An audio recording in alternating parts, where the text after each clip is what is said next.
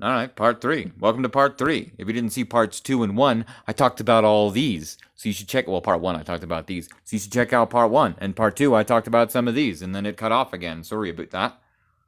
If you're just joining us. If you're joining us from those other parts, as I was saying, this was part of the build of Obi-Wan Kenobi's Jedi Starfighter in 2002 for Attack of the Clones.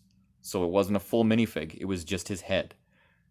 Because they didn't consider it a minifig, they just considered it part of the build. They just plopped it on the wing. So technically, the very first R4 was only a head. But eventually he got a head. I don't know. It was bad. OG Luke with his hair. That was the one with the hood. This is the one with the sandy hair. Not the girl, but the color.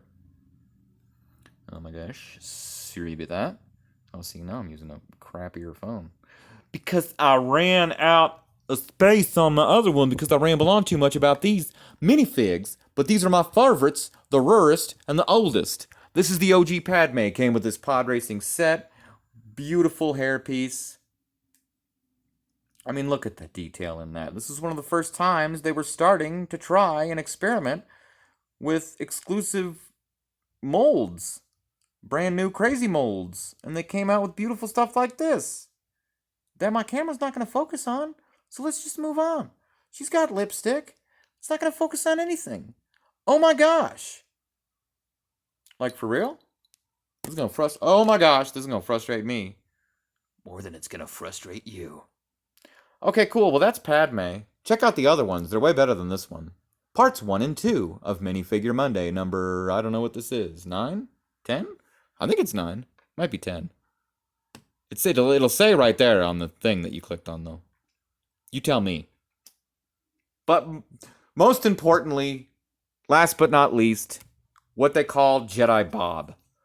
The elusive unnamed Jedi that came in an Episode 2 Republic gunship that I was able to score at Target one day for a bunch of money. Gosh darn it, camera. Jedi Bob, ladies and gentlemen. Now, it's because it just said Jedi on the box that he's unnamed. And then some fans eventually just dubbed him Bob. But personally, I always considered this minifig to be an Easter egg. Due to the coloration and style of the beard, the facial hair, the eyebrows, the smile. To me, this was always intended to represent Mr. George Lucas. So you can call him Jedi Bob all you want, who is rare, who is valuable.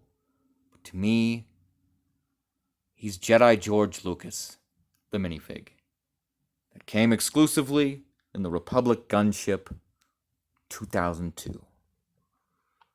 These are my OG yellow 23-year-old Star Wars Lego minifigs.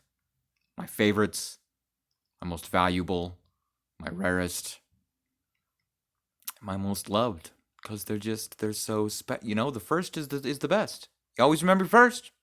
First is most valuable. Nobody cares about the one yesterday. It's about the first time. So firstborn? Come on. If you're not the firstborn, I got news for you. Your parents didn't know how to love you as much as they did that first time. It's true. That's just how it is. I'm the thirdborn. I'm fine. My parents love me to death. But as a parent, I would never have a second child because there's no way I would love it as much as my first. Anyway, I love these minifigs. And I do love my son more than anything else in the whole wide world. Okie dokie.